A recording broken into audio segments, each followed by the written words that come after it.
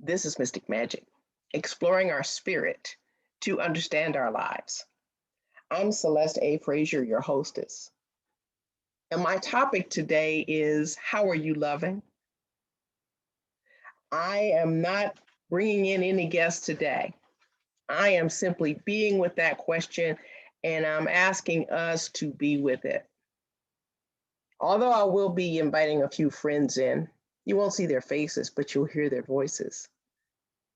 I remember a song way back in the day called I've Got Love on My Mind. Whether it's Valentine's Day or whether you've met someone, you want to feel confident to express love. Is the reason to do so merely to get love? To be loved is a very real motivating factor, but it can be like bartering. Not to be cynical, but people talk about love as if it were a trade. But love is so much bigger than that. When I ask you, how are you loving? I don't mean the method. You know, the love languages.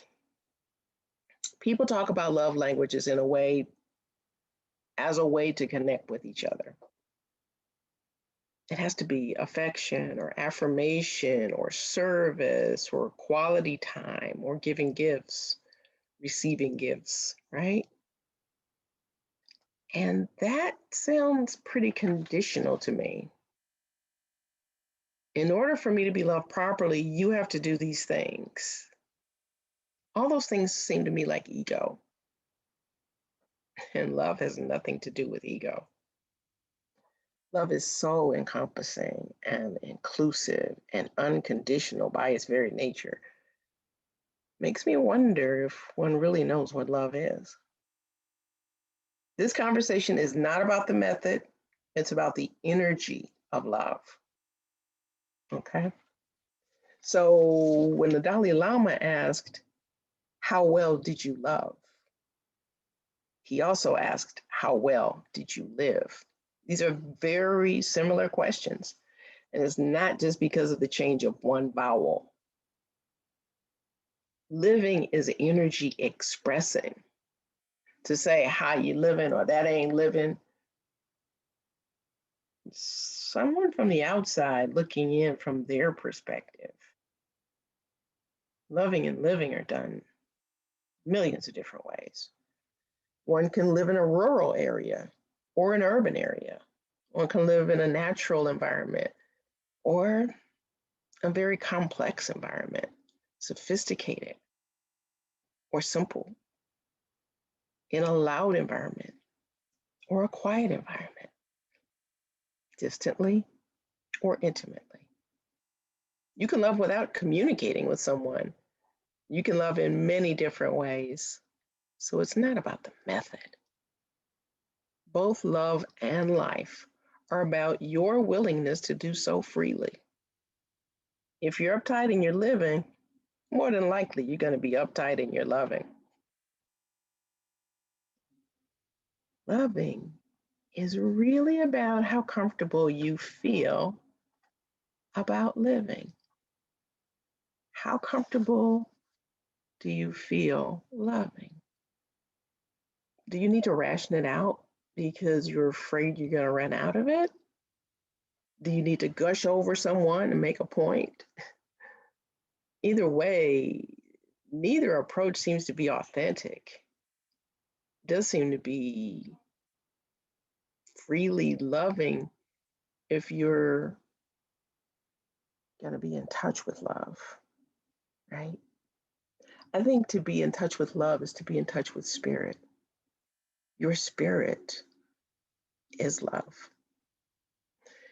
If you're not in touch with your spirit, how can you even fathom what love means? So many times we're looking for people to love us unconditionally. But are we willing to love unconditionally? Is there anything that I can do that will stop you from loving me?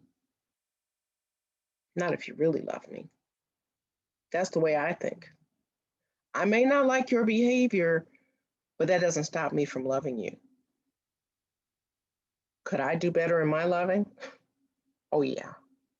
The one thing that gets in the way of loving is fear. That's anybody, not just me. Fear will foil a love affair quicker and more efficiently than anything else could.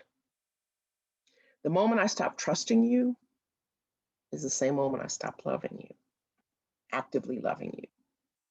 Because love just simply considers you to be lovable and good. Love is God. Even if you betray me, that doesn't stop me from loving you. It may keep me from feeling safe around you. And that's another way that fear gets in the way of love. So, the good news is that perfect love casts out all fear. That's from the Bible. That's the good news because it's the truth. If I love you, and I do, there's nothing you can do that can stop that love. I may not be around you. I may have to love you from a distance, but that doesn't mean you're not lovable. Because obviously, I care about you, and that doesn't stop because of your behavior. So many of us rely on each other's behavior in order to say that they love you or allow themselves to love you. A Course in Miracles says, anger always involves projection of separation, which must ultimately be accepted as one's own responsibility. Remember that phrase, you make me so mad. Nobody can make you mad. The tendency is for us to believe that we've been attacked, and my attack is justified in return. And somehow I'm not supposed to be in any way responsible for it. All this is happening in our minds. Responding with anger to persecution is equating yourself with the destructible. Do you think you're destructible? I'm not destructible.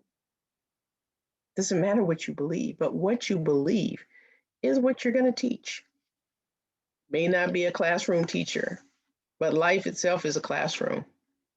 And life gives us many opportunities to express how we feel.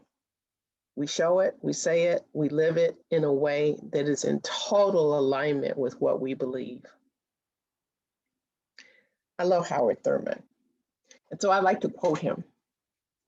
He's written some wonderful thoughts about love. He talks about love, and I'm just going to give a little excerpt from his poem entitled The Greatest of These, and that's in his chapter, The Will to Love, inside of his book For the Inward Journey.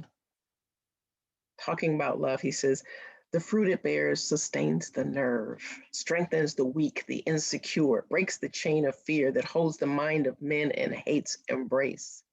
Love condemns the things that shrink the soul. It is the precious bane for those who seek to know the way of God among the sons and daughters of men.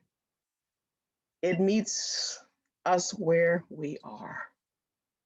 Cruel, lustful, greedy, callous, of low design. It treats them there as if they were full grown and crowned with all that God would have them be. For love's own sake, and that alone, men, women do with joyous hope and quiet calm what no command of life or death could force of them if love were not.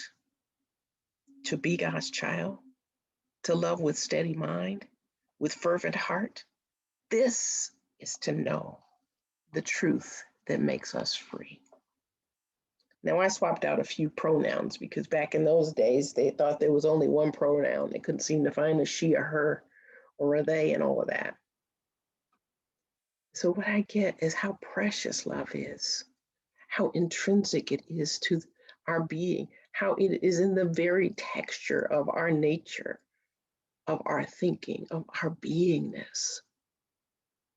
And so Ernest Holmes felt the same way. He said that this spiritual universe must be one of pure intelligence and perfect life, dominated by love, by reason, and by the power to create seems an inevitable conclusion. This life is dominated by love. Of course, it's a life of intelligence, it's a life of perfection, it's a life of reason and creativity. Otherwise, we wouldn't have anything but ourselves. But even in our interactions, we're noticing there's reason, there's creativity, right? There's love. So, love, Ernest Holmes says, is running through life. He says, we've not read the sermons written in the stones, nor interpreted the light of love running through life. You know that light is just love, just love. Love allows us to see. Light allows us to see, right? He says, love is at the center of man's being, and the calm, continuous pulsations of life are governed by love. Our very breathing, our breath, our pulse is governed by love. And Rumi tells us, if the beloved is everywhere, the lover is a veil. But when living itself becomes the friend, lovers disappear. Life is our friend. Life is God. God is love. So, how are you loving? Thanks for tuning in today. This is Mystic Magic, exploring our spirit to understand our lives.